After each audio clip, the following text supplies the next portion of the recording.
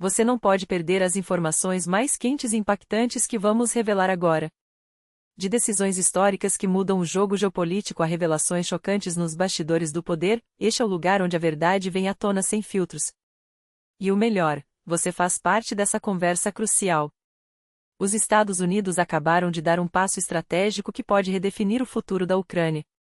Pela primeira vez em seu atual mandato, Donald Trump autorizou a venda direta de armamentos para Kiev, um pacote que supera os 50 milhões de dólares e marca uma virada inesperada. Fontes diplomáticas confirmadas pelo que o Post revelam que a administração Trump notificou oficialmente o Congresso em 30 de abril sobre a liberação dessas transações comerciais de defesa. Não se trata de qualquer anúncio, é um movimento silencioso, mas de peso monumental. Enquanto o mundo discutia um possível bloqueio total, Washington manteve as portas abertas, e agora a Ucrânia recebe desde equipamentos militares até documentação técnica e serviços especializados. Mas aqui está o detalhe que poucos notaram. Entre 2015 e 2023, os Estados Unidos já haviam transferido mais de 1,6 bilhão de dólares em armamentos e suporte pela mesma via discreta. Como explica Kobe Badvar, especialista em assistência militar do Grupo Toshni, essas vendas diretas são sempre conduzidas nas sombras, sem alarde, sem coletivas de imprensa. A novidade não é o mecanismo, mas a persistência. Apesar de todos os sinais de que Trump cortaria o fluxo, a Ucrânia segue recebendo apoio. E não para por aí.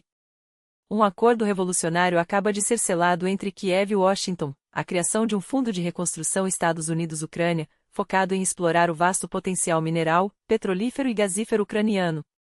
Assinado pelas mãos da ministra da Economia da Ucrânia, Yulia Sviridenko, e do secretário do Tesouro americano, Scott Bessent, o fundo opera com uma lógica inovadora. 50% dos lucros de novas licenças de exploração serão reinvestidos, sem que a Ucrânia perca a propriedade dos recursos ou assuma dívidas. Esta parceria permite aos Estados Unidos investir lado a lado com a Ucrânia, mobilizando capital e padrões de governança americanos para melhorar o clima de negócios e acelerar a recuperação econômica, declarou Bessent. A mensagem é clara: enquanto a Rússia sonha com dominação, Washington garante que cada grama de terra ucraniana trabalhe para seu povo, e não para financiar a máquina de guerra de Moscou. Trump, aliás, não economizou nas declarações. Em tom triunfal, afirmou que o acordo trará retornos muito além dos 350 bilhões de dólares que, segundo ele, a Europa jogou fora sem garantias. Eles gastaram 100 bilhões e ainda têm seus bancos cheios de dinheiro russo. Nós, agora, estruturamos algo que, teoricamente, valerá muito mais, disse o presidente. Mas será que essa retórica esconde uma mudança mais profunda em sua relação com Putin? Por trás das câmeras, uma ofensiva diplomática sem precedentes está reescrevendo o script. Fontes do político revelam que Londres e Paris orquestraram uma campanha silenciosa para forçar Trump a endurecer o discurso contra o Kremlin. Depois de meses de pressões do primeiro-ministro britânico Keir Starmer e do presidente francês Emmanuel Macron, com reuniões secretas, sinais codificados e até 13 ligações entre o ministro das Relações Exteriores britânico, David Lammy, e o secretário de Estado americano, Marco Rubio, o efeito foi devastador. Trump finalmente entendeu que Putin não é confiável. Macron martelava essa ideia há tempos, e agora é a nossa estratégia oficial, confessou um alto funcionário europeu. O ponto de virada? O encontro face-a-face entre Trump e Zelensky em Roma, que, segundo fontes, redefiniu as prioridades da Casa Branca. Mas atenção, com Trump, nada é permanente. Hoje ele ataca, amanhã, pode apertar a mão de Putin com um sorriso. Os estrategistas sabem disso, e por isso não baixam a guarda. Enquanto isso, Moscou se prepara para seu espetáculo de propaganda, o desfile do Dia da Vitória. E aqui vem a bomba: os Estados Unidos podem enviar um representante de alto nível, nada menos que o secretário de Estado, Marco Rubio. A informação, vinda de fontes diplomáticas citadas pela mídia pró-Kremlin, causa espanto. Afinal, enquanto a União Europeia, liderada por Ursula von der Leyen, ameaça consequências para quem participar do evento, Washington parece jogar um jogo próprio.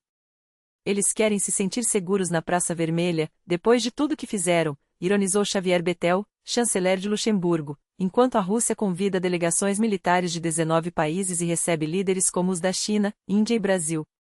A pergunta que não quer calar: até onde vai essa dança diplomática? Trump está realmente mudando de lado, ou tudo não passa de um cálculo eleitoral? E você, o que acha? Será que essa suposta virada contra Putin é genuína ou apenas mais um movimento no tabuleiro? Deixe sua opinião nos comentários, porque sua voz faz a diferença. Não perca tempo, assine nossos canais, curta este vídeo e compartilhe sua perspectiva. Juntos, estamos construindo uma comunidade que não se contenta com meias verdades. E a melhor parte? Está só começando. Não basta um show de paz, como alguns gostariam de vender. Porque paz não é cenário, não é fachada. E quando vemos a Rússia violando tréguas repetidamente, especialmente as mais recentes, a pergunta que não quer calar é: precisamos de mais do que um cessar-fogo? Precisamos de confiança reconstruída. A paz é séria demais para ser usada como moeda de propaganda. Enquanto isso, a guerra avança, Rússia tenta tomar nova posição estratégica. E falando em propaganda, enquanto o mundo discute diplomacia, Moscou age. As forças russas estão tentando estabelecer um ponto de apoio no Ilha de Bugais, no sul da região de Kherson, forçando o rio Dnipro pelo flanco sul. Segundo o porta-voz das Forças de Defesa do Sul, Vladislav Voloshin, os invasores já fizeram várias tentativas de desembarque perto da vila de Kizomes, usando embarcações improvisadas para criar uma cabeça de ponte. O inimigo tenta cruzar o Dnipro ou seus afluentes em barcos frágeis. Se algum soldado sobrevive e consegue se fixar nos bancos de areia, vira um Robinson Crusoe moderno, isolado, dependendo de drones para receber água, comida e munição. Muitas vezes, em poucos dias, esses Robinsons russos são neutralizados ou abandonados à própria sorte. Mas aqui está o absurdo: a máquina de propaganda do Kremlin transforma essas tentativas fracassadas em controle total da ilha. Na realidade, as forças ucranianas mantêm domínio absoluto da situação e estão determinadas a frustrar qualquer avanço pelo sul do Dnipro. Minsk libera assassino de Lukashenko, mas qual o preço? Enquanto a guerra segue, um caso intrigante chama atenção. A Bielorrússia libertou Yuri Zenkovich, cidadão duplo, Estados Unidos-Bielorrússia, condenado a 11 anos de prisão em 2021 por suposta conspiração para assassinar Alexander Lukashenko. As acusações? Um plano apoiado pelos Estados Unidos para derrubar o regime. Zenkovich sempre negou tudo. Agora, sem explicações oficiais de Minsk, fontes como a CNN e a Interfax revelam: uma delegação americana o retirou do país e o levou para a Lituânia, onde foi recebido por Chris Smith, vice-assistente do secretário de Estado dos Estados Unidos para Assuntos Europeus. Será que isso é um gesto de boa vontade? Ou mais uma peça no grande jogo geopolítico? Uma coisa é certa: esse é um dos casos mais emblemáticos de libertação de um prisioneiro americano nas mãos de Lukashenko. 1º de maio, trabalhadores nas ruas por direitos, não por discursos. E enquanto a política internacional se move em sombras, nas ruas, a luta é concreta. Hoje, em várias partes do mundo, trabalhadores saíram às ruas não por festas, mas por reformas sociais e proteção aos direitos laborais. Porque paz, justiça e dignidade não se decretam, se conquistam. E você? O que acha dessas movimentações? A Rússia está realmente ganhando terreno ou é mais uma cortina de fumaça? A libertação de Zenkovich é um sinal de mudança ou apenas uma troca de favores?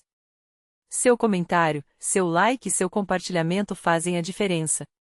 Quanto mais vozes, mais forte nossa comunidade. Obrigado por estar aqui. Até a próxima e que as notícias que chegarem sejam de esperança, não de guerra.